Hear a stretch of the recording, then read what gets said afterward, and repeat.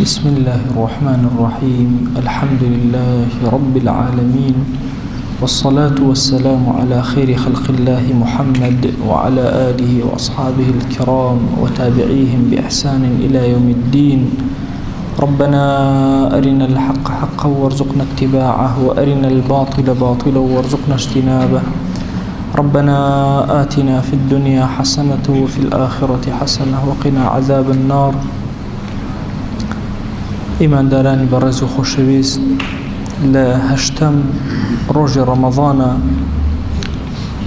سرتاي وتارا كمان دس في أكين بدس صلوات لسر بيغمريان صلى الله عليه وسلم وألين اللهم صل على سيدنا محمد وعلى آله وصحبه وسلم. اللهم صل على سيدنا محمد وعلى آله وصحبه وسلم.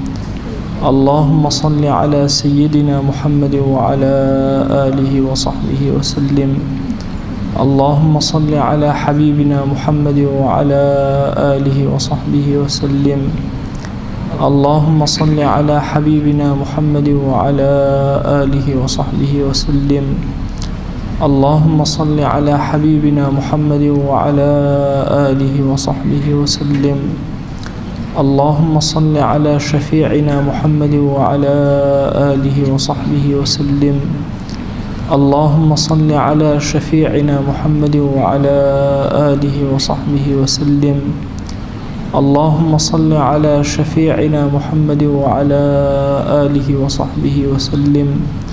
اللهم صل على شفيعنا وشفيع ذنوبنا وطبيب قلوبنا ونور أبصارنا محمد وعلى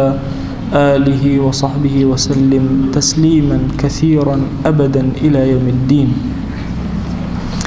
برزان خوشوستانم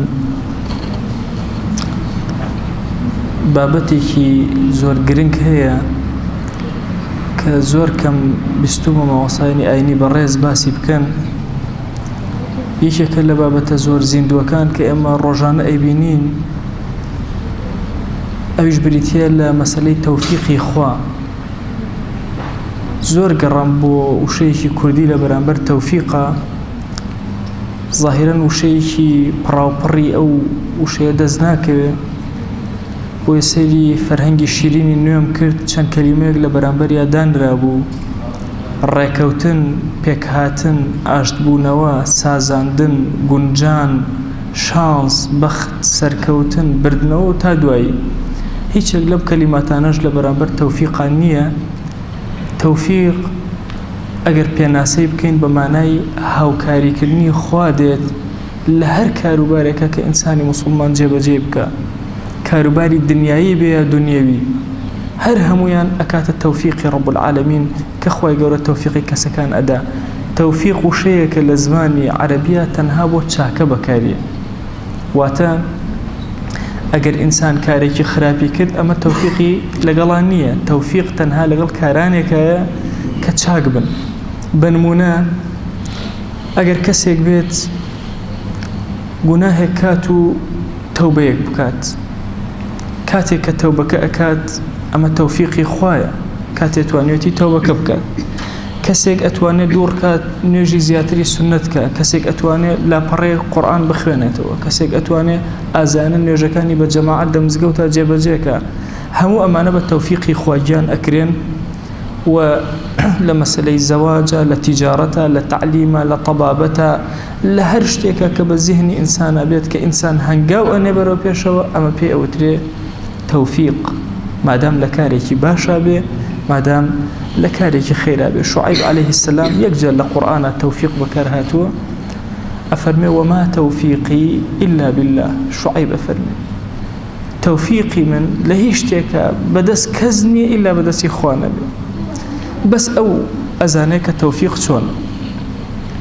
زانایان ئەفەرمون تەوفیق زۆر شتێکی گەورەیە. ئەگەر کەسێ ویستی دوعا بۆ کەسێ بکات، کەسێ ویستی دوعا بۆ کەسێکە، ئەفەرمون من أحب أحدا ودعا له بالتوفيق فقد أخلص له في الدعاء. هر كسي خوش ويست دعاء بوكر خوا توفيقي بدا أو بر إخلاصي لقلا بكار هنا ولا دعاء كياو وميد أكريك أو كسي إن شاء الله خواهي قورا دەرگاکانی خێر هەمووی بەسەریا واڵا بکە. ئیمامی غەزالی ڕەزا و ڕەحمەتی خوای لێبێ لە باسی علمە ئەفەرمێ قەلیل من التەوفیق خەیر من کەثیر من العلم. تۆزێ لە تەوفیقی خوا زۆر باشترە لە زۆرێک لە علمی خوا کە بداتی، چونکە ئەگەر تەوفیقی خوا لەگەڵ هەر کارێکە بۆ کارە خەیرە. بۆیە ئەگەر کەمێک تەوفیق لە هەر شتێکە وەرگری ئەوە زۆر باشترە لەوەی کە زۆر علم وەرگری. ئێمە زۆر کات ئەبینین لە ئەمڕۆمانە زۆر کاروبار نادا بە دەستمانەوە، تەنها لە دینداریمانە جاری وهەیە ئەتەوێ عیب عەبدایەتی ئەتەوێ شەو نوێژکەی مەوفەق نابی، ئەتەوێت بە معنای کەلیمە ساڵێک بەسەر تا تێپەڕێ بڕیار ئەدەی لە ڕەمەضانە کە هەموو نوێژەکان بە جەماعەت لە مزگەوتا جێبەجێکەی موفەق نیت، ئەتەوێ ئەوەندە کتێب بنووسی تەوفیق نییە، ئەتەوێ مەسەلەن لەگەڵ ماڵ و منداڵتا بەو شێوازە بژی سێرەکەی تەوفیق نییە. هۆکاری نەمانی تەوفیق، گرفتەکانی بەردەم تەوفیق و تاری ئەمڕۆمانە کە باسی ئەەکەین بۆچی تەوفیقی خوا بۆ عەبدەکانی لە هەندێک شوێنە ئەوەستێ و نادا بەدەستەوە، بەینەما ئەبێ ئینسانی مسلمان هەر هەنگاوێکی خەیری نایەکسەر بدا بەدەستیەوە، بەڵام هەندێک جار نادا بەدەستەوە. هۆکاری ئەمە چی؟ شەقیقی بەلخی یەکێکە لە زانا گەورەکان و عابیدە گەورەکان ئەفەرمێ أغلق باب التوفيق عن الخلق في 6 أشياء. دەرگاکانی تەوفیق، دەرگای تەوفیق لە خەڵکی خوا داخرا بەهۆی 6 هۆکار وهایان کرد کە دەرگای تەوفیق دابخرێ. بزانین ئەم 6 چین کە گرفتی بەردەم تەوفیقن. یەکەم اشتغالهم بالنعمة عن شكرها، خۆیان مەشغوڵ ئەکەن بە نیعمەتەکانەوە، شکری نیعمەتەکان ناکەن. زانان فەرموویانە جیاوازێکی زۆر دقیق لە نیعمەتەکانە لەبەری مسلمان و کافرە هەیە. مسلمان سەیری منعیم ئەکا، کافر سەیری نیعمەتەکە. مسلمان سەیری منعیم ئەکا، کافر سەیری نیعمەتەکە. ئەگەر تەشبیه نەبێ ئەفەرمون الغافل عن المنعم كالدابة، ئەو کەسێکەوە دوورە لە نیعمەتەکانی خوا و غافڵە لە نیعمەتە منعیم کە خوای گەورەیە، ئەفەرمون وەکو ئاژەڵەکان ئەو هایە بالضبط. أولئك كالأنعام بل هم أضل. خواردن و خواردنەوە وەکو ئاژەڵەکان. ئەگەر تەشبیه نەبێ نمونەیەکی بچووک لە خزمەتتان ئەهێنمەوە، ئەگەر کەسێک خوڵک کات، خاوەن ماڵێک بێت خۆی مانووکە، جوانترین جۆری خواردنەکان و خواردنەوە لەسەر سفرەیەک بڕازێنێتەوە، میوانداری کەسێکە، کوڕەکەی خۆی بنێرە بە دوایە ئەکوڕم بچۆ فڵان کەس بێنە بۆ ئێرە بە ڕێز و حرمەتەوە لەبەر دەرگا هەموو مناڵ وەستاون دەست بە سنگەوە ئەگرن فەرم و تەشریف بێنە لە ماڵەوە بە ڕێزێکی زۆر گەورەوە، ئەو بێت هیچ قسە نەکە، سەلامیشیان لێ نەکە، خۆی بکە بەناو ماڵەکە و دەستکا بە خواردنەکان و بچێتە دەرەوە خواحافیزی نەکە. ئایا لە بینی ئێمە ئەم پێی ناڵێن ئاژەڵ؟ ئەمە عەقڵی هەیە، ئەمە شعوری هەیە، ئەمە هەستی هەیە؟ بالضبط ئەو هەیە. ئینسان ئەگەر شکری خوا نەکات و هەر بخوات و بخواتەوە نیعمەتەکانی خوا لەسەر زەویە بەکار بێنە، بالضبط وەکو ئەم کەسە ئاوایە چەند بێئەدەب بۆ بەرامبەر بەو خاوەن ماڵە، ئەویش ئاوا بێئەدەب بۆ بەرامبەر بە خوا جل جەلاله. بۆیە أولئك كالأنعام بل هم أضل. بۆیە زۆر گرنگە بۆ ئەوی دەرگای تەوفیقت لێ بکرێتەوە. یەکێک لە گرفتەکانی بەردەم تەوفیق لە بەردەم خۆتا بشکێنی نەهێڵی، ئەوەیە هەمیشە لە نیعمەتەکانە ئاگات لە خوا بێ، لە منعیم بێ، تەنها سەیری نیعمەتەکان مەکە. کە باسی نیعمەتەکەین تەنها وا نەزانین خواردن و خواردنەوەی. واللهی هەناسەیەک نیعمەتی رب العالمینە، لەش ساغیەک نیعمەتی رب العالمینە، ماڵ و منداڵ نیعمەتی رب العالمینن، ئاسایش و هێمنی نیعمەتی رب العالمینە. هەموو ئەوەی کە تۆ ڕۆژانە ئەیبینی نیعمەتەکانی خوان. وإن تعدوا نعمة الله لا تحصوها. کەس ناتوانێت بیان ژمێرێ. نیعمەتەکان ئەوەندە زۆرن، لە هەموویانە سەیری سەرۆ بکە، سەیری خودی نیعمەتەکە مەکە. وەکو کەسی کافر و بێ بڕوان نابێ ئێمە وەهابین، بەس تەنها سەیری نیعمەتکەین و منعیم نەبینین. هەموو کاتەکانی ژیانت ئاگات لە منعیم بێ، ئاگات لە رب العالمین بێ. دووهەمین خاڵ لە گرفتەکان بریتیە لەوەی رغبتهم في العلم وتركهم للعمل. هەموویان حەزەکەن بنە عالم، هەمووی هەوڵ ئەدا بۆی فێری علم ببێ، بەڵام واز لعمل أهن كردوناكن علمي بعملش تسوديكي هي الشيطان لهم كسي عالم تر كردوا قرنجا كإنسان مسلمان هولي بوبدا باكم بزاني أجر عملت بيكر زور لو كسانا باشتري كزور أزانو كردوناك والله كسيكي داماوي بيري كمستوى كچن كلميك لخزمة دينا بزانو جيبجيئك لصطمة لا باشترك همو دينا زانو چه إسفاديكي لناك بوي زور قرنجا إما هميشه بيرمان لا عمل به نك بيرمان لا علم به زوريني كاد إنسان أو اندم مشغول أبي بعلمه وعمل اللي يادك وقتي خوي مسألة كبول النواتكانا أنو كاربو خوا خوي من لبير أباته طبعا أما سلا أو هابو جاري وهابو لبركو بنويكي حزبي سيرك نيرجيكي جماعة أفوتا على أساس هو دانشتون إيجبو دين أكري كأما هلايكي زور قوربو بسرابوني إسلامية تيبري بيسي بچارة سريكي زور قورها لفكرة لعقلة لديندارية أبي الرابجيري إنسان كإيشي بو خواكر أبي همو ساتكان لجير رب العالمين لجفر مانكاني أوابي مسألة تركي عمل يكيك لوشتاني استا بمن باسي هرشتك لشتكان بو جنابتان بكم لو أتش جنابتان بي كاريگر ببن بلام كاريگري كي زور كاتي جزئي كيشتكم لخو ما جيبجي كرد إنجا كاريگرك أبد برواكن أمر علم وكو تجارة بازرگاني لهاتو زور كس بازرگاني بزانستو علم وأكا كالحقيقة تنها علم أوان دا إسفادي ليكين كردوي بيكين بخوا أجر كردوي بيانكين هي سودي لي ورناقرين مهما كان عالم بين لبردم رب العالمين سودك بأي من ناقين سيهمين دانا لقرفتكان بريتيلا المسارعة إلى الذنب وتأخير التوبة أو كإنسان بلأك لقناها كان حرقناها يدسيبوا أب أني أيوة تصور كان كردستان أيام الرجانة كبو تلفزيوني كي رشو سبيها بو هومان كريمان بو تلفزيوني كي ملون كريمان بدوايا روشت المسارعة ما نسر أكل بو بس تلايت هر هما المسارعة ما نكر بي كريم دواي اسم موديلي أوان رجنا ما بو انترنتو توركم الله كانوا يوتيوب وحتى دواي هما سرمان كرد أم لا يتر أوان ترمان وازلي هنا شن شتيتر لقناها بيت بيشو أو المسارعة إلى الذنب وترك التوبة واسنان للتوبة كنو تأخير كني توبة جواندان بالتوبة دوا خستني برواكن عزيزانا شن قناه كي نترسي لو بترسك تأخير توبكي لو أشي يكشرك كتأخير أكي كتايب جاني توها تبي توبة إثم وبردم خواي قورد قرتبه أو لحظيك اللي أبي تولى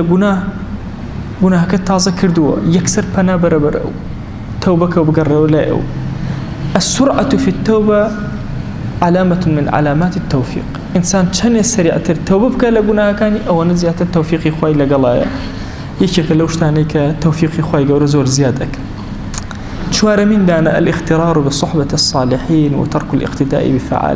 بأفعالهم أويك إنسان خانازيك بويك لقل صالحة كان رفاقتي كردوه بلام كردوي أوانك شي إسفاديكي بنمونا إما الديان فكري تصوفي زور جوان من هي همو أتباع كان همو شانازي أكن بوا أو فلانة شيخي بيني أو لخزمة فلانة كسابو أو فلانة كز أو آموشگاري كرد بلام چه سوديكي أگر خوي كردوي بينك يعني إما همو من استباسي أو كين فلانة كسي صالح من بيني جناي معصم العثمان من بيني كي من بيني أگر إما بيتو كردوي باش بكردوي كاني أوان نكين چه إسفاديكي هي چنك خزمت كاري أوان من كردبي ورفاقتي أوان من كردبي بو يكيك لوشتانا كإنسان مغرور أكا ودرجاي توفيقي لدى أخا أو شانازي بوكا لخزمتك صالحة كان أبوه بلام شوين يعني نكبه بينجمين دانا إدبار الدنيا عليهم وهم يتبعونها شقيقي بالخي أفرمي دنيا بشتي أنتي أكا كشي أمان هرأ أكن بدواء دنيا وازي لمن هنا وأمان واز للدنيا ناهنا أفرمي أوش وكارك كإنسان زور هلبا أكا بدواء دنيا توفيقي خوال سري كم أبيتو إقبال الآخرة عليهم وهم معرضون عنها آخرة الرؤكات أمان بشتي تيئك لسر أم خالي أخير أمي توصي بوستم كشون آخرة رومانتيك تصور كان بو يكفر ما يشتي بيغمرجان صلى الله عليه وسلم كسي واهب ولا سمرقند بخارى وكوت وتر هاتوت شوت يمن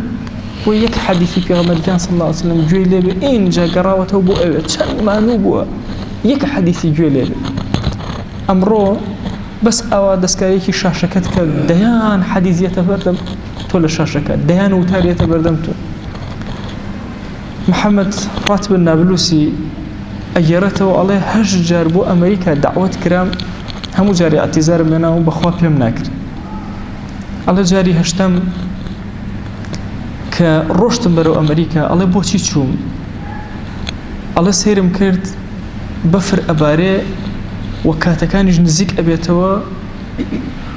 هرچی بیرم أكردوا تازه پیر بوم تحملی أم رجايا ناكم على تلفونكم هالقر تلفونم كرد قلتم والله هي الرجاك زور دور الراس وعدم داونتي وأنا بس زور زحمة أبو من استلم كاتي بفرا وبيأمو بقام أمريكا على بيان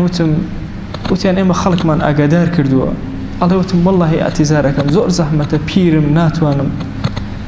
على شيء لواني كليه بوتي بامن خسي لقلاكم على حالي قردوتي أزاني من تشنق للروا هاتون بو يجولتو بقرم 1000 كيلومتر رين بري هاتون وي أمو تاري جولتو بقرم من أمريكا يستوي اعتذارك شي بخوا عليت على والله لها مش جان ما كلمة من لبيرناتشتو كآخرتي خوابر بيرميا من خون بشتيتي أكم كسيك 1000 كيلومتر بري بلا بناي كلمة يجوا بقري اسا من پشتی تێبکەم ئەڵێ لە دوای ئەوە بڕیارمدا لە هەر شوێنە جێگایەک ئەگەر دوو کەسیش خۆڵکم بکەن بچم قسەیەکی خێریان هەر بۆ بکەم ئێمەش بەڕاستی ئەمڕۆ ئیقبالی ئاخرەت زۆر گەورەیە بەسەرمانە واللهی مزگەوتەکان پڕ لە وتار هێمنی ئارامی بڕوا بکەن لە نەوەتەکانە زۆر کات مەنع ئەکراکە لە مزگەوتەکانە دەرس بوترێتەوە یا بخوێنرێت والله بدزي بهزار هلاك لنا وما كان إلا درس كان أو تراو زور أزانش أمر جادي بان وبور كسقيني بسرته درس دوري خود بلا رو دين داري خود بلا وكرو إما خوما تمالي أكيد يعني تصور كان إسمه كان من ألمان هي لما زجوت كان كسمان هي كبير دسي من الله كان بقري تصور كان أو يعني إقباله يعني جاري وهي من الله كأجولته أو سيء أو يجناك الرشيكيته هيك إن جاء إقبالي آخرت زور بس سيري أم مزجوته كان أجر هريه كمان بوشي كي بتشكلها هالقري باكو تميسري مزجوته بويا إقبال لسر آخرت سبحان الله لأمره يعني خوي آخرت الرومانتي أكا إما تركي أكين وبشتيتي أكين زور سيرة خطوة نبوة هميشه خلق الرأي كده بدو آخرته كشي أمر رجاء أبو شوازية بويا يشق له كاركاني كمبونوي توفيقي خوا أويك آخرة الروتي بكا تخو بشتي تبك مزقوتي نزيك كهرباء فين كي مزقوتا كان يعني زور مواصفات هيك استزور بأساني لدين داريا دسمان أكيد والله هير كسبيه ختمي كي قرآن كزور بأسانيات وأنا بيك هر موبايلك بريك لختمي قرآن جاران أزان خلق شون أقرأ والله لهشتا كان ببيرما نينت وين شيتي تازه بكرن شيتي قورانيان أكري أيان سريو شريتك جوان دو سيجر أيان سريو إنجا قرآنيان لسر تسجيل أكربو يجوي لبقر وبو حالر قنجا كان ولا وكان هميشه خريكي قرآن خلندنو كم قنجا أبينو قرآني لقرفانا نبي وتسجيلي كي نكربي لماله وخريق نبي بروا كان دو تسجيلي عند أنا تسجيل قرآن كي ليا تسجيلي ليرا وتسجيلي أكل بوي أو دو بابلين أو شريط التسجيل كان إنجا دواي أم أيدابه أو أويت وتارك بروا كان وتارك مواصل عثمان الرحمة أهات أم شهره أم تسجيلي أكل أيدابه أو أويت أيدابه أنا وتارك مواصل أحمد كاكا محمود هاتوه خو عفوين كيا ربي دز بدز أم كنجان أو تسجيلي أنا كدو أناد هموش يجويلي أقل بس أمره سبحان الله سيركي بويا براسي بيويس أكا بخومنا بينوا بوي درجاكاني توفيقي خوالي من بكريتوا لكوا درجاي توفيقي خوالي داخرة حتما شكري نعمتك نكردو حتما علمك بعمله ورقرتوا حتما قناها كردو توبونا كردو حتما دلخوش بوي صالحة كان أناسيتو شوين ينكوتوي شوين دنيا كوتوي دنيا لدس الرأكا آخرة روتي أكا خوت بشتيتي أكي ئەمە هۆکارەکانن گرفتەکانی بەردەم تەوفیقی خوان داوای لێ ئەکەین و لێ ئەلاڵینەوە و لێ ئەپارڕینەوە ئەڵێن یا ڕەبی پەروەردگارە هەشتەمین ڕۆژی ڕەمەضانە و بەرە عەسرانە کە ئێمە بە زمانێکی بە ڕۆژووە هاتووین دەستێکی نەزۆک و لەرزۆک و پڕتاوان بۆ تۆ بەرزەکەینەوە و هاوار لە تۆ ئەکەین لە غێری تۆ ناتوانین داواکەین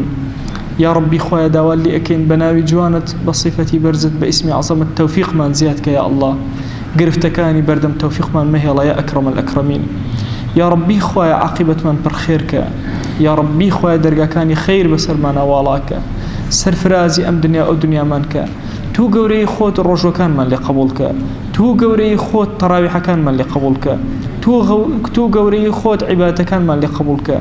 تو گەورەی خۆت قورئان خوێنەکانمان لێ قبولکە ختمەکانمان لێ وەرگرە یا رب العالمین یا ربی خۆیە هەر کەسمان گرفتێکی هەیە بۆی چارەسەرکە ئەومان بێ حاڵ و ماڵە ماڵداریکە ئەومان بێ مناڵە مناڵی پێ عەتاکە ئەومان بە مناڵە مناڵەکانی ساڵحکە یا ربی پەروەردگارە ئەومان بە مناڵە مناڵەکانی ساڵحکە یا ربی خۆیە داوا لێ ئەکەین ئەومان قەرزارە قەرزی سەرشانی سووکە ئەومان نەخۆشە شیفای بدە یا ربی خۆیە ئەومان نەخۆشە شیفای بدە یا ربی خۆیە گیان ئەومان کەم تەوفیقە یا ربی خۆیە تەوفیقی زیادکە هیدایەتی زیادکە یا رب العالمین خۆیە گوناهانێکی زۆرمان بەرز کردوتەوە چاوەڕێی ڕەحمەتی تۆین یا ربی پەروەردگارە مەغفیرەتی خۆت بەسەر ئەم مەجلیسەمانە ببارێنە یا ربی خۆی گیان ڕەحمەتی خۆت بەسەرمانە ببارێنە تو گەورەی خۆت پەروەردگارە لە گوناهەکانمان ببورە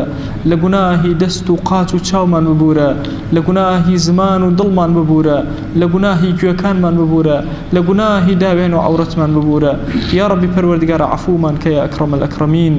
یا ربی خۆیە داوا لێ ئەکەین بە ناوی جوانت بە صیفەتی بەرزت بە ئیسمی عەزەمت هەرێکێک لەو موسڵمانەی گوێمان لێ ئەگرن گرفتێکیان هەیە خۆیە بۆیان چارەسەرکە خۆیە بەهانایانەوە وەرە تو گەورەی خۆت زەلیلی سەر جێگەمان مەکە یا ربی خۆیە محتاجی دەستی نامەردمان مەکە یا ربی خۆیە بەرەکاتی ئاسمان و زەوی بەسەرمانە ببارێنە تو گەورەی خۆت بەرەکەت بخەرە کاتمانەوە بەرەکەت بخەرە عومرمانەوە بەرەکەت بخەرە عیباداتمانەوە بەرەکەت بخەرە مناڵمانەوە بەرەکەت بخەرە یا ربی پەروەردگارە لە ماڵ و سەرۆت و سامانمان یا رب العالمین یا ربی خۆیە بەرەکەت بەسەرمانە ببارێنە بەرەکەت بەسەر ماڵمانە ببارێنە تو گەورەی خۆت بەرەکەت بەسەر زەوی زارمانە ببارێنە بەرەکەت بەسەر ئەم شار و وڵات و نیشتیمانەمانە ببارێنە تو گەورەی خۆت دەرگاکانی بەرەکەتی ئاسمان بەسەرمانە واڵاکە یا ربی خۆیە لە گوناهی دایک و باوکمان ببورە یا ربی خۆیە لە گوناهی براو خوشەکانمان ببورە لە گوناهی خزم و کەسوکارمان ببورە لە گوناهی هاوڵ و دۆست و عەزیزانمان ببورە لە گوناهی قوتابی و ماوەساکانمان ببورە تو گەورەی خۆت خۆی گیان لە گوناهەکانمان ببورە یا ربی خۆیە داوا لێ ئەکەین هەر کەس مافێکی بەسەرمانەوەی لە گوناهەکانی ببورە زوڵممان لە هەر کەس کردووە لە گوناهی ببورە غەیبەتی هەر کەسمان کردووە لە گوناهی ببورە بوهتانمان بۆ هەر کەس کردووە لە گوناهی ببورە یا ربی خۆیە هیدایەتمان زیاد کە یا ئەکرەم الئەکرەمین خۆیە هیدایەتمان زیاد کە یا ئەرحەم الراحیمین یا ربی خۆیە داوا لێ ئەکەین تاعەت و عیبادەت و دوعاکانمان قبول کە یا رب العالمین خۆیە گیان داوا هەر لێ ئەکەین ڕەحم بە مردووەکانمان بکە ئارامی بەسەر گۆڕەکانیانە ببارێنە تو گەورەی خۆت خۆیە ئارامی بەسەر گۆڕەکانیانە ببارێنە لە گوناهی جەنابی ماوەسەم لە عوسمان ببورە دەرەجاتی عالیکە یا رب العالمین لە گوناهی یا ربی پەروەردگارە عولەمای ئەم شارە ببورە لە گوناهی عولەمای کوردستان ببورە لە گوناهی عولەمای ئومەتی ئیسلامی ببورە تو گەورەی خۆت خۆیە دڵمان یەکخە یا ربی خۆیە تەفرەق و حیزبەتی لە بینمانە مەهێڵە یا ربی خۆیە حیزبەتی لە بینمانە مەهێڵە یەک دەستمان کە یەک دڵمان کە یەک هێزمان کە یەک ماڵمان کە یا رب العالمین تو گەورەی خۆت خۆیە هەر کەس خەیرێکی بۆ ئەم وڵات و نیشتیمانە هەیە تەوفیقی بدە خۆیە هەر کەس خەیرێکی بۆ ئەم وڵات و نیشتیمانە هەیە تەوفیقی بدە یا ربی خۆیە گیان داوا لێ ئەکەین کاربەدەستانی ئەم وڵاتە هیدایەت بدە تو گەورەی خۆت خۆیە کاربەدەستانی ئەم وڵاتە هیدایەت بدە یا ربی خۆیە داوا لێ ئەکەین ئەم قەیران و ناڕەحەتیانە بەسەر ئەم میلەتەوە مەهێڵە تو گەورەی خۆت خۆیە ئەم قەیران و ناڕەحەتیانە بەسەر ئەم میلەتەوە مەهێڵە یا ربی خۆیە دەرگاکانی خۆشی بەسەر ئەم میلەتە بکەرەوە تو گەورەی خۆت دەرگاکانی ڕزقی زۆر بەسەر ئەم میلەتە بکەرەوە یا ربی خۆیە دەرگاکانی تەوفیق بەسەر ئەم میلەتە بکەرەوە تو گەورەی خۆت خۆیە ئەو کەسانەی هیدایەتت داون خۆیە گیان ئیستیقامەیان پێ ببەخشە ئەوانەی کە لە دەرەوەی مزگەوتن تو گەورەی خۆت تەوفیقیان بدە تو گەورەی خۆت هیدایەتیان بدە تو گەورەی خۆت ڕێنماییان کە بۆ ماڵەکەی خۆت یا رب العالمین یا ربی خۆیە گیان موسڵمانانێکی زۆر داوای دوعای خەیریان لێ کردوون یا ربی خۆیە هەر گرفت و کێشەیەکیان هەیە تو گەورەی خۆت بەهانایانە وەرە و بۆیان چارەسەرکە ئامین ئامین والحمد لله رب العالمين، وصلى الله على سيدنا محمد وعلى آله وصحبه وسلم تسليما كثيرا أبدا إلى يوم الدين.